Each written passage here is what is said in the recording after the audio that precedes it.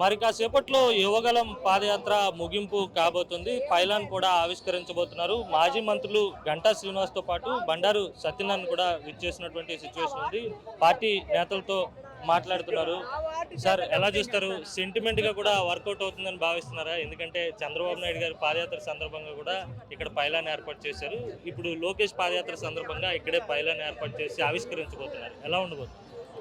డెఫినెట్గా మీరు అన్నట్టు ఇది ఒక సెంటిమెంటే. 2014 ఎన్నికలకు ముందు చంద్రబాబు నాయుడు గారి పాదయాత్ర కూడా ముగింపు ఇక్కడే చేసుకోవటం, ఇదే పైలాన్ నిర్మాణం చేసుకోవడం జరిగింది. ఆ తర్వాత ఎన్నికలకు వెళ్ళాం. ఎన్నికల్లో 2014లో ఘన విజయం సాధించడం జరిగింది. ఆఫ్టర్ 10 years మళ్ళీ ఈరోజు లోకేష్ గారు ఒక మామూలుగా ఎవరు కూడా సాహసించని ప్రయత్నంతో ఈ పాదయాత్ర 226 days, అలాగే 3132 కిలోమీటర్లు, 97 కాన్స్టిట్యున్సీస్, ఇది మామూలు అంతర సాధ్యమైన విషయం. ఇది అటువంటి పాదయాత్ర ఆయన స్టార్ట్ చేయడం జనవరి 27న.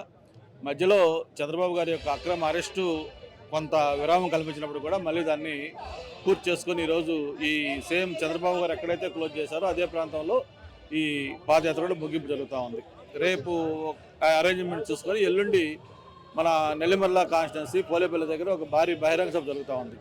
ఆ భారీ బహిరంగ సభకి చంద్రబాబు నాయుడు గారితో పాటు లోకేష్ గారు, పవన్ కళ్యాణ్ గారు, బాలకృష్ణ గారు అందరూ కూడా హాజరవుతున్న బహిరంగ సభది. ఆ బహిరంగ సభ నుంచే రేపు 24 ఎన్నికలకు శంకారావం కూడా అక్కడి నుంచే పూరించడం జరుగుతూ ఉంది. మరి ఒక చరిత్రలో జరిగిన విధంగా ఆ బహిరంగ సభకు ఏర్పాట్లు కూడా అన్ని విధంగా చేస్తూ ఉన్నాం. 600 మంది డయాస్ పైన కూర్చుకునే ఏర్పాట్లు అక్కడ ఏర్పాటు జరుగుతూ ఉన్నాయి.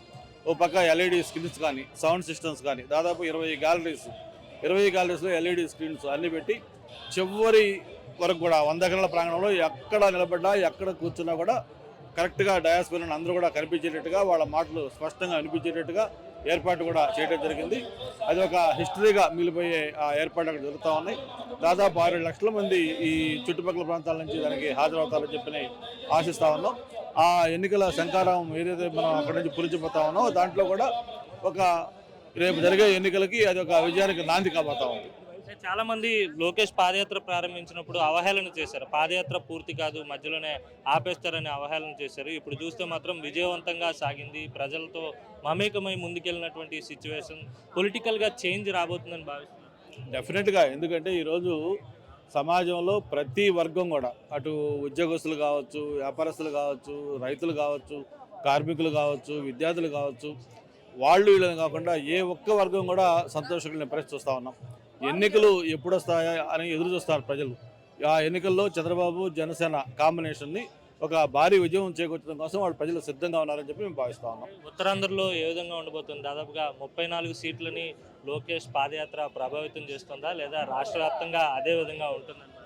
ఒక్క ఉత్తరాంధ్ర కాదు, రాష్ట్ర వ్యాప్తంగా 175 స్థానాల్లో ఈరోజు ఆయన వైనాట్ 175 అంటున్నారు. మేమైతే either 1 or 7 or 5 ఏదో ఒక సింగిల్ డిజిట్ వస్తుందని చెప్పి ఆయనకి అనుకుంటున్నాం తప్ప 175 అనేది అసలు ఛాన్సే లేదైనా.